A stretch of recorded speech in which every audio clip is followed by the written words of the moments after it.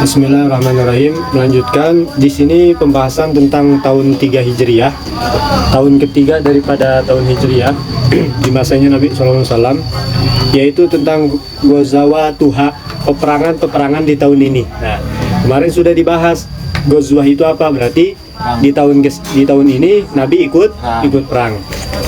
Kisah Du'thur wa Islami. Nah, ini ada kisah menceritakan tentang Du'thur dan Islamnya, yaitu Du'thur.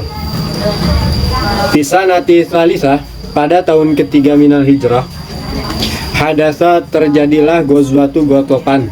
Ada perang di tahun ketiga setelah terjadinya perang Badar, yaitu namanya perang Ghatafan. Perang Ghatafan ini adalah, di situ ada ismu qabilah, nama sebuah kabilah. Nah, namanya Ghatafan. Tuh, perang antar kabilah. Maksudnya yaitu kaum muslimin dengan Ghatafan ini, kaum kabilah yang nama Ghatafan. Ghazwatu Najran, dan juga ketika itu yaitu peperangan Bahron, Najran lagi. Ghazwatu Bahron, dan juga perang Bahron. Bahron situ ada sebuah tempat, sebuah nama baina Makkah wal Madinah, posisinya yang terletak antara Mekah dan Madinah. Nah, kemudian ada juga Ghazwatu Uhud, ada perang. Nah, ini nih perang besar juga, termasuk kategori perang besar ini. Perang besar yang terjadi setelah perang Badar. Luar biasa Uhud. Bahkan ada banyak pelajaran di dalam perang Uhud ini. Bahkan sampai Nabi ada yang mengabarkan Nabi meninggal ketika di perang Uhud, padahal enggak. Nah, Ghazwatu Hamra.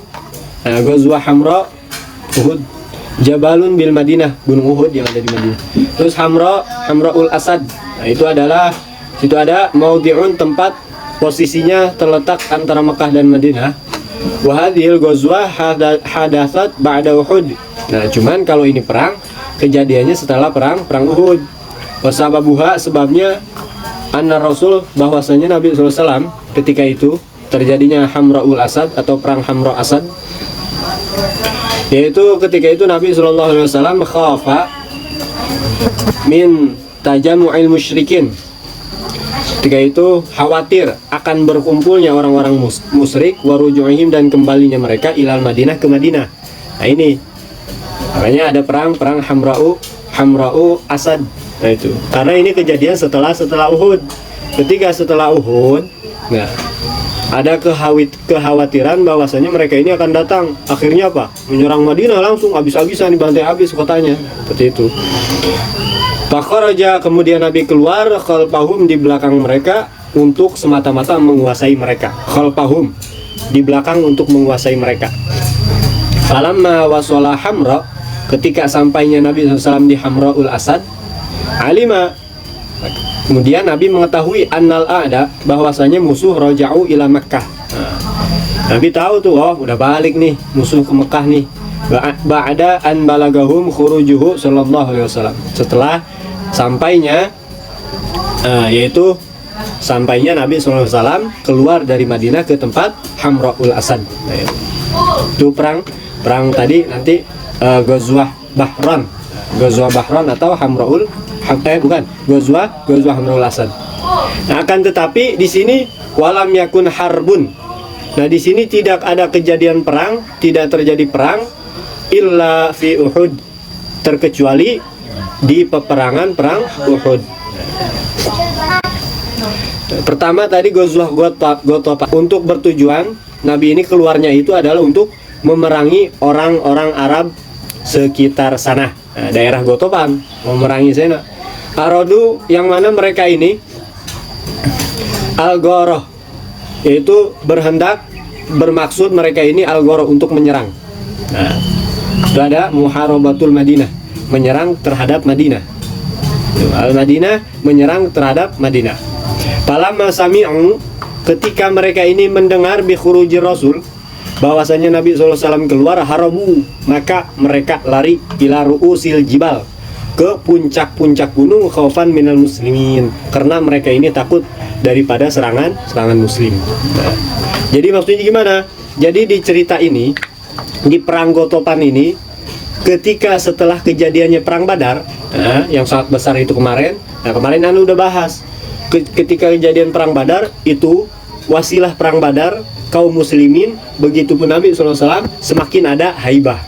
Nah, orang-orang makin takut tuh. Bahkan yang tadi belum Islam jadi masuk Islam. Wasilah setelah perang Badar.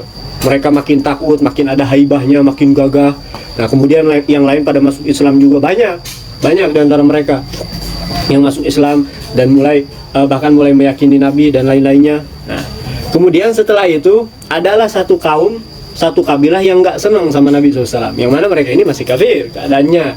Nah, itu akhirnya ketika itu mereka mau menyerang kota Madinah. Serang nih, nggak taunya karena Nabi setelah kejadian Ghazwah, perang yang namanya Badar, itu Nabi selalu setiap harinya atau beberapa pekan sekali menyuruh daripada sahabatnya untuk mengintai. Jadi ada bagian yang ngintai, ada. Oh, ente bagian ngintai di sana, wilayah yang mau masuk ke kota Madinah. Ente bagian sini. Nah, itu ada yang mengintai, saling gantian mereka ini. Tujuannya yaitu untuk menjaga-jaga. Nah, itu.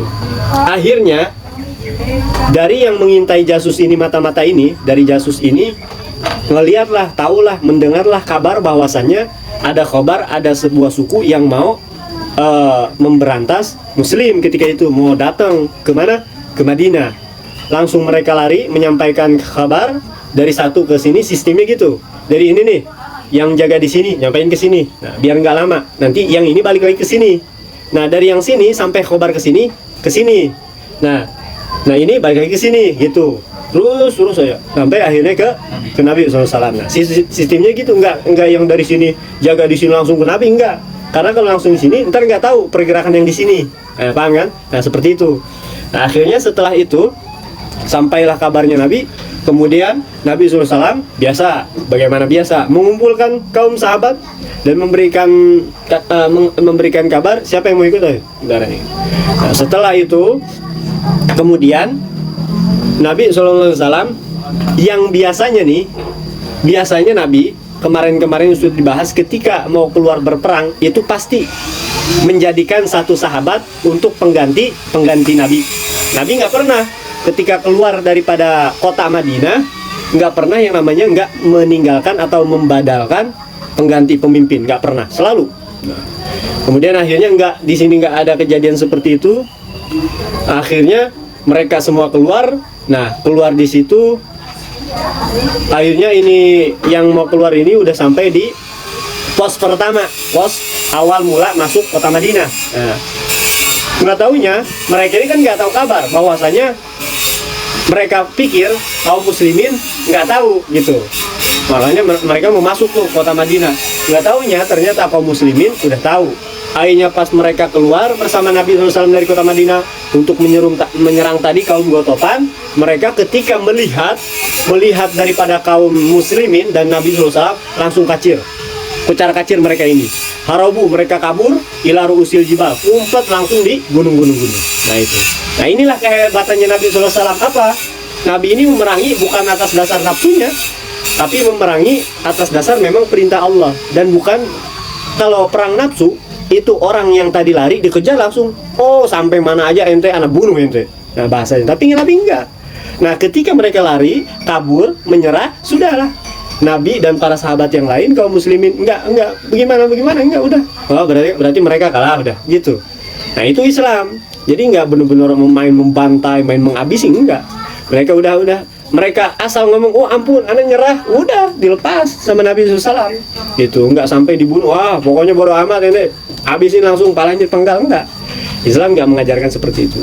Tujuan daripada perang kan agar yang penting dakwah sampai. Nah, itu kan, bukan hawa nafsu. Nah, itu ajaran Nabi SAW. Ya, setelah itu kemudian setelah mereka lari karena ngelihat kaum muslimin, oh haibahnya gagah semua, langsung mereka kabur, lari dari situ. Wahadatha, dan kemudian terjadilah Nabi SAW, anna Rasul SAW. Nah, ini kembalinya Nabi SAW. Kembali karena mereka kabur. Nabi kembali ke kota Madinah. Hadatan Rasul, ketika itu terjadilah anna Rasul, bahwasanya Nabi SAW naza'a saubahu, membuka bajunya, liyujafifahu, untuk mengeringkan bajunya, min matorin, daripada kena hujan, balalahu, yang mana bajunya ini basah kena hujan. Nah, jadi ketika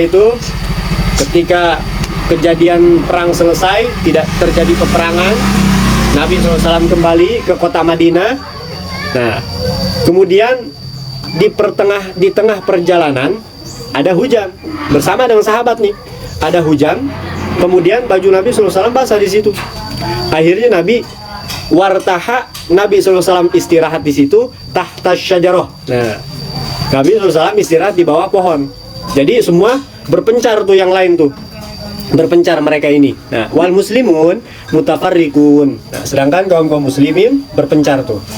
Jadi Nabi istirahat di bawah pohon sambil mengeringkan bajunya, sedangkan kaum muslimin bertebaran lah, berpencar mereka ini. Nah, ketika itu Nabi SAW istirahat, tiba-tiba masih ada orang Arab, yang mana orang Arab ini masih yang tadi, yaitu salah satu kaum daripada Gotopan, Bani Gotopan tadi, masih ada. Jadi enggak semua mereka lari, karena mereka ini tadi harabu ila ru'usil jibal, ngumpet di gunung-gunung, nah, di puncak kaki gunung. Nah gitu.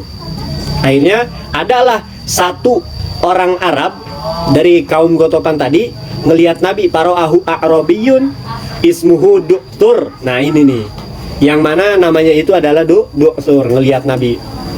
Kemudian langsung fa'aqbala ilaih bisaipihi. Kemudian itu Du'tur ketika ngelihat Nabi, wah Muhammad tuh, kata Du'tur. Langsung disamperin tuh sama Du'tur, akbala. Karena apa? Ngelihat Nabi ini lagi sendiri di bawah pohon, lagi asik nyantai istirahat sambil nungguin baju kekeringan, baju mengeringkan. Karena memang ada hadisnya, yaitu makruh menggunakan pakaian atau baju yang basah. Nah, makruh, nggak boleh. Nah itu. Kemudian ketika tadi Du'tur melihat Nabi sedang sendiri, langsung disamperin sambil itu si Du'tur bawa pedang. Nah, ada riwayat mengatakan Du'tur ini nggak bawa pedang, tapi apa? Ketika nyamperin Nabi, pedang Nabi ada di pinggirnya, diambil langsung sama Du'tur. Nah, ada riwayat mengatakan seperti itu. Ada riwayat yang mengatakan bahwasanya Du'tur sendiri yang bawa pedang gitu. Bahwa datang ngambil langsung daripada senjatanya Nabi SAW. Nah, di sini fa'aqbala ilaih, menghadaplah kemudian si Du'tur kepada Nabi bisaipihi, dengan membawa pedangnya Nabi. Pedang Nabi di pinggirnya langsung diambil langsung. Kata si Du'tur, hatta waqafa ala ra'sihi, sampai berhenti dekat banget dengan Nabi SAW, dengan kepalanya Nabi SAW lagi istirahat. Kemudian kata Du'tur, man yamna'uka minni ya Muhammad. Oh, sambil megang pedang nih. Man yamna'uka minni ya Muhammad. Siapa yang bisa ngalangin anak? Oh, siapa yang bisa ngalangin anak Muhammad? Oh, soalnya sambil bawa pedang. Ayo ente takut ke Muhammad? Ente kagak bakalan bisa keluar dari kekuasaan anak. Kemudian faqala ar-Rasul sallallahu alaihi wasallam, kemudian Nabi sallallahu alaihi wasallam mengatakan dengan santainya, dengan rileksnya, dengan tenangnya, itu Nabi mengatakan ketika Du'tur mengatakan, man yamna'uka minni ya Muhammad, siapa yang bisa menghalangiku, siapa yang bisa menghalangimu dariku ya Muhammad? Kata Nabi SAW, faqala, Nabi SAW, Allah, langsung. Dengan seketika pedangnya terjatuh, bergetarlah semua jasad badan daripada Du'tur. Ketika dikatakan Allah, langsung getar semua, ketakutan. Bukan bergetar karena apa, tapi ketakutan langsung. Iya, disegani langsung. Sampai saking ketakutannya, saking bergetarnya ini tangannya Du'tur dan lain-lainnya, itu terlepas seketika pedangnya yang tadi diambil oleh Du'tur. Terlepas langsung seperti itu. Ketika pedangnya terlepas, nah di situ ada Pak Sobar Rajulu haibatun wa khaufun. Nah itulah, menimpalah kepada tadi Du'tur apa? Haibah yang luar biasa, khauf, dan juga rasa ketakutan langsung. Kemudian fasaqata sayf min yadih. Nah, jatuh langsung pedangnya karena ketakutan. Kemudian Nabi SAW fatanawalahur Rasul sallallahu alaihi wasallam wa qala man yamna'uka minni ya Du'tur. Faqala la ahad. Kemudian setelah itu gantian langsung Nabi SAW yang ambil, langsung pedang diambil sama Nabi SAW. Man yamna'uka minni ya Du'sur. Terus siapa yang bisa menghalangi ente dari anak Du'sur? Kata Nabi SAW. Kemudian kata Du'sur, bingung Du'sur, nggak punya Tuhan. Ya, orang kafir. Bingung dia akhirnya, la ahad ya Muhammad. Kagak ada Muhammad. Langsung kemudian setelah itu akhirnya kemudian fa'afa anhu. Nabi SAW mengampuni daripada Du'sur. Kemudian wada'a qaumahu, karena di situ minta maaf langsung Du'sur. Waduh, nggak ada. Anak takut langsung. Oh, Nabi kita ini bawa pedang nggak langsung. Pada takut mereka semua, langsung ketakutan semua. Minta maaf tadi orang-orang siapa Du'sur tadi kepada Nabi. Akhirnya langsung di situ Nabi SAW memaafkan dan kemudian Pak Aslama langsung masuk Islam Du'sur di situ. Du'sur langsung masuk Islam. Du'sur kembali dari tempat yang tadi istirahat tersebut di bawah pohon. Kemudian Du'sur wada'a qaumahu lil Islam. Akhirnya ngajak kaum Du'sur, yaitu kaum Gotopan, untuk masuk Islam. Hawala, kemudian Allahu qalbah. Kemudian Allah Subhanahu wa taala merubah daripada hatinya Du'sur min adawatir Rasul, yang tadinya ngebenci Nabi ini sampai bisa yang namanya apa? Bisa masuk Islam, cinta sama Nabi. Nah itu. Jadi kemudian Allah Subhanahu wa taala merubah, membalikan hatinya Du'sur yang tadinya memusuhi Nabi, sehingga jadi wajam inasli. Bahkan Du'sur ini wajam inasli harbihi, itu mengumpulkan orang-orang kaum Gotopan untuk memerangi Nabi. Tuh, saking bencinya sama Nabi, kemudian mereka ini Du'sur ini mengumpulkan tadi kaumnya untuk memerangi Nabi. Akhirnya perubahan tersebut Allah Subhanahu wa taala merubah hatinya, sehingga perubahan tersebut yaitu apa? Ila mahabbatihi. Itu perubahan tersebut yaitu menjadi cinta. Du'sur menjadi cinta kepada Nabi SAW, wajam innasillahu, dan kemudian juga kaumnya, semua manusia, kaumnya Du'sur itu juga mencintai kepada Nabi SAW, sehingga mereka masuk Islam. Nah di situ Islam mulai makin banyak lah, di situ makin berkembang Islam makin banyak. Nah, kemudian